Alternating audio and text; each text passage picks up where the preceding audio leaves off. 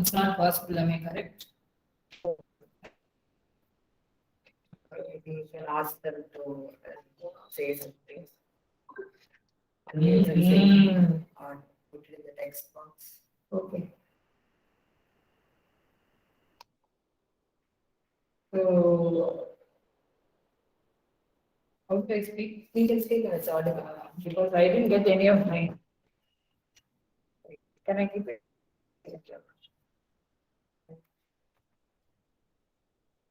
Okay, good afternoon. Start.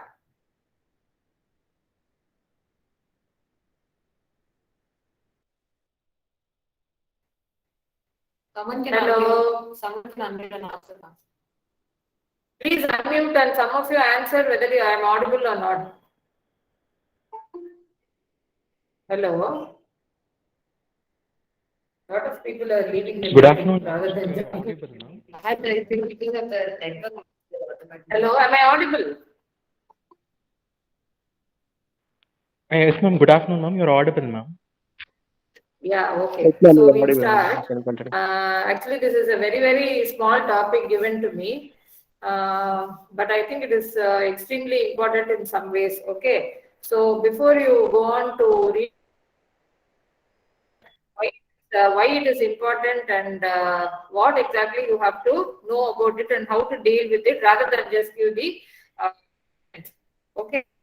So now this nausea and vomiting of pregnancy leading to sometimes to hyper is very, very, very distressing to the pregnant woman. Okay, because it can disrupt her entire lifestyle. And not all of them have seen the movies. Usually, they show people vomiting immediately.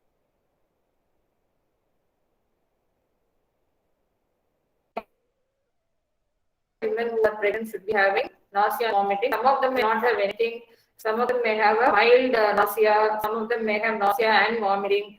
And some of them may have this severe form called as hyperemesis, where you may even require hospitalization. Okay.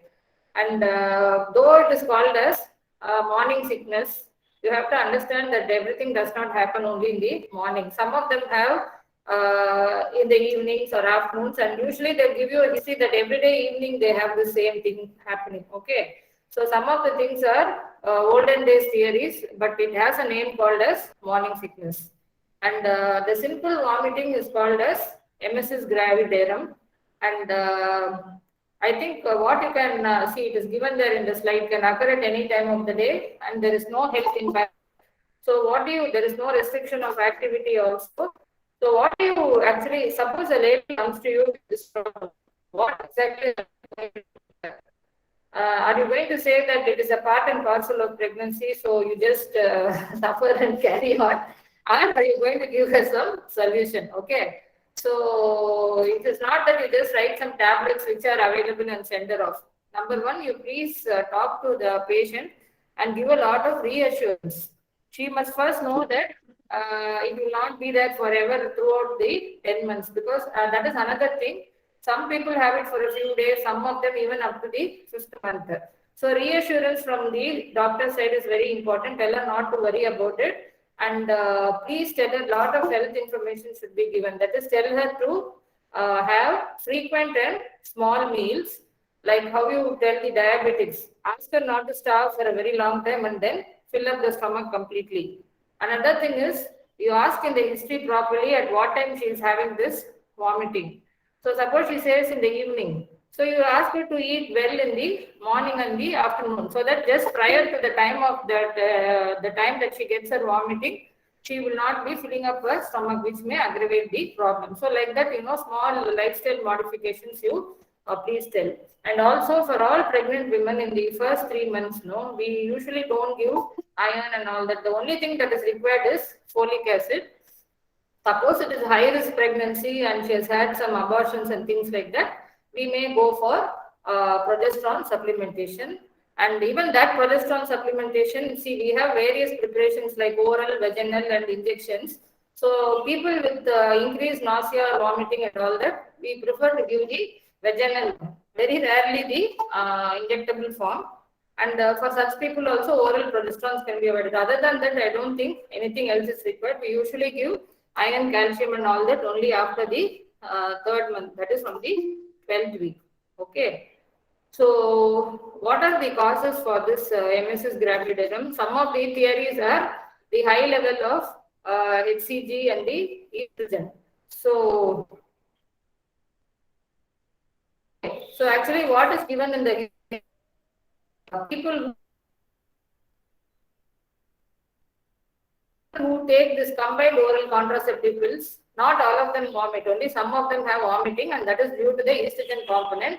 And usually such people, when they become pregnant, it is said that they are having more incidence of this nausea and vomiting. So the management of simple MSS gravidarum is assurance, diet modification, B6 supplements. It comes in a higher dose, vitamin B6, which acts. Also, this vomiting is a central phenomenon, central vomiting. It is not due to the peripheral cause of vomiting. So whatever antiemetic and things like that that you give should be acting centrally. So B6 also will play a role in that, and centrally acting antiemetics like promethazine and ondansetron you can give.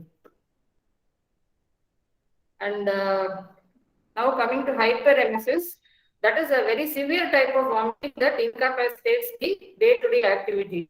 So she tells you that the whole day she has been vomiting and she is not able to.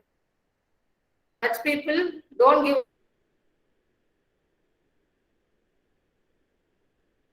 And what is the triad of adverse effects that you see? More than 5% loss of pre-pregnancy weight and significant dehydration and electrolyte imbalance. So when she vomits, what comes out? The HCl comes out. So she goes for metabolic alkalosis. Okay. So this triad of adverse effects is given in Datta book, but I don't think all of them lose more than 5% loss of weight. But because she doesn't eat, see, even in normal pregnant ladies, the first 3 months you don't see them putting on much weight.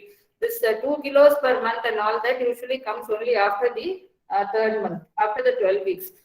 But since some people keep on vomiting and they don't go to the doctor or something, then maybe they will lose this much of weight. So where all do you see all these things? So one is, it is more in primigravida, just like in preeclampsia. And one of the reasons is in primigravida, sometimes one simple thing is that, especially when they are very young and all that active, suddenly they find themselves vomiting the whole day. It is not very comfortable, so they are not able to cope up with the situation. So that is another one of the reasons. Maybe they come to the doctor more than the second gravida because others they get used to it. Then it can repeat in successive pregnancies because your body type remains the same. And the high level of HCG. So where do you find this high level of HCG? When vesicular mole in multiple pregnancies. Okay. And also you find, because the placental size also plays a role there. So there will be more HCG. It is seen more in the younger age. And again, younger age is one more reason, could be due to the psychological factor where they are suddenly restrained from their daily activities. They find they feel sick and they don't like it. Okay. Then low body mass, they say. Then history of motion sickness or migraine, which I already told you. Suppose they have a history like this, they seem to have more incidence of this increased nausea and vomiting. And I told you already, history of nausea and vomiting while on OCP. Then family history, they say if the sister or the mother has had. This word neurotic that is given in Mudaliar as well as Datta and all that, I don't agree with it because this word neurotic is a little not nice. Okay. So when the lady is vomiting and suffering so much, you can't say that she is neurotic. What they actually mean is, when you go into the definition, what they mean is, I told you, the restriction of physical activity becomes a very big hindrance. So what they say is, when you move the woman away from her routine surroundings or home, just give her a change of place. And even when you just put her into the hospital, she feels more reassured, and that time she is her incidence of this nausea and vomiting is less, especially the mental impact. Okay, so but that word neurotic, I don't think is very correct. Okay, probably you can say psychological. Okay, but the book is telling neurotic. Then of course, if she's got a pre-existing hepatic dysfunction or a gastrointestinal dysfunction. Suppose she is a lady who is having already a case of acid peptic disease. See, one thing is when somebody keeps on vomiting, every time she vomits, what happens? The stomach contents are going to go into the esophagus. So that is going to irritate the esophagus again. So she is going to have that retrosternal burning and all that, and it goes on and on. It is like a vicious cycle. Vestibular and olfactory, no, this what we call the inner ear problems, the balance problems. When she's got something like that, that can aggravate this problem.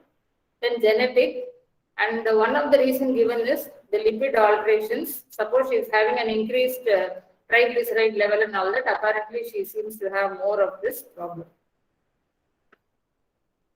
Okay, so the symptoms are obviously nausea and vomiting. Chylism means excessive salivation. Then fatigue, then weakness, dizziness, sleep disturbance. Sleep disturbance much because of she gets disturbed by all these alterations in her routine life. Then hyperolfaction. This is very, very important. You have to know people who have this problem, they seem to hyperreact to things like soap, or when somebody is frying something at home, especially the mustard seeds and all. The ladies who are having this problem typically tell what they used to like earlier, they will not like it at all. In fact, they'll run away from the kitchen when they get the smell of this spluttering mustard seeds and all that. And some things which she have always she may have used, talcum powder and soap and all. Suddenly it makes her very nauseous. So she's having that increased sense of smell also. Then distorted sense of taste, because and also she likes some vague things. And in the movies they'll show the woman liking mango very much. Okay, not all that all the ladies like mangoes, but they may like different things which they may not have eaten earlier and not like what they have already eaten. Of course, anxiety, depression, irritability, it's a very big problem. So it is not just giving tablets and IV fluid to the woman, but you have to reassure her and help her get over the depression and anxiety and also the irritability. Then complications are what we are bothered clinically now is the ketoacidosis. Why it happens? Because she's not getting enough, she's not eating properly, not getting enough carbohydrates, so the fats get metabolized. Then she goes for ketosis. Then electrolyte imbalance because she's losing a lot of fluid by vomiting and not compensating by taking it orally. So these are all extreme things like Wernicke's encephalopathy and peripheral neuritis, because obviously she's not getting enough of those vitamins inside. Then the stress ulcer, I already told you, that is their esophageal tear, because when she vomits with force, that may occur. And the fetus, nothing happens, it remains nice inside the uterus. One of the reasons you have to, if you watch keenly, the woman who vomits the most has the best pregnancy outcome because her hormones are really good. Though she doesn't eat, she doesn't go for abortion at all. So it is a very good sign of a good pregnancy. That is the person who is having good nausea and vomiting. But just we have to ensure that there is nothing like molar pregnancy inside. Okay. So two types of management. The OP management is reassurance, simple diet. Ask her not to eat too much of biryani and other things. She mustn't be eating outside. First 3 months, best is to eat bland but healthy food at home and avoid fatty food. Then these drugs you can give what is given. Nowadays, mostly we give this doxylamine succinate. That is 10 mg 4 times, up to 4 times you can give. The other things will cause a bit of sleepiness when you give meclizine and all that. So that is one thing. Then vitamin B6, hospitalization in case it is a very severe form. So uncontrolled vomiting leads to starvation and ketosis. So inpatient management, what is it? First thing is you are changing her environment. So she feels better. When she is with you, she should feel reassured because she is inside the hospital setup. So she gets to take rest. And whenever a person is having vomiting, the first thing, anybody for that matter, what we have to do is to stop oral feeds, because you keep on putting it into the stomach, it is all going to come out more. So till she becomes okay, you start her on IV fluids. You can add multivitamin to the IV fluid. And then how do you know that she is improving? Obviously by an increased urine output. And mainly see in our labor ward also, as soon as they come with this hyperemesis, we look for urine acetone. So when there is a decrease in acetonuria, obviously we know that she is improving. So pulse rate becomes normal, and slowly we can start the oral feeds. Okay, some differential diagnosis is given in the book. I think among all this ketoacidosis alone, I think would be very important one, because everything else, no, they will have some other symptom. And ketoacidosis, you have to watch out for. Make sure that this lady who's vomiting so much is not a diabetic, already a known diabetic. Yeah, that's it. Thank you. Very good.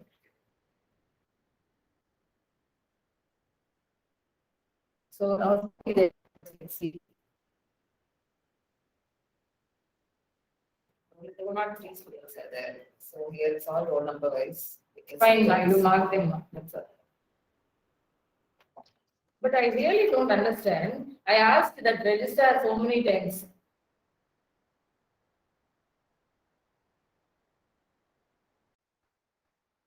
Somebody has taken brief and all for you. In June, July, we had a couple of theory classes. Most of us were covered there. Again, there were video classes. June, July was when we were still in our third year. We hadn't written our third year exams. Yeah. Before you are after EMT. Right. Okay. Thanks a lot. Ma'am, hello, ma'am.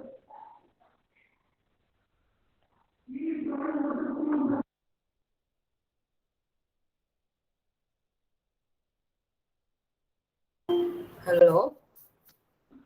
Hello, ma'am. I think once Hello, ma'am. Yes, ma'am. Actually, I was wondering what would be the hepatic cause for excessive vomiting, like hyperemesis gravidera?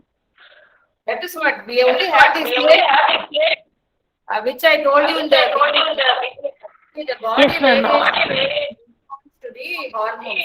So supposedly we don't go around measuring what level of estrogen or HCG the woman is having, right?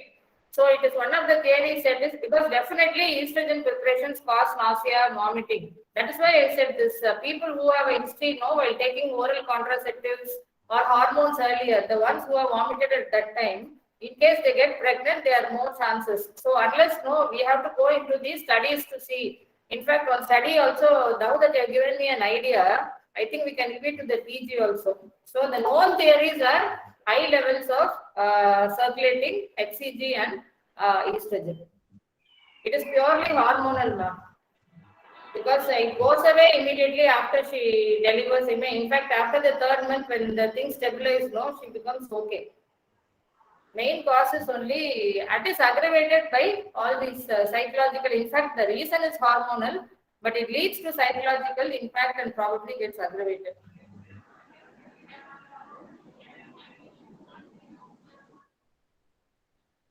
Anashwara. Thank you, ma'am. Here, Anashwara. Yes, ma'am. That's it. Anyone else has any doubts, you can ask after till I'm taking attendance.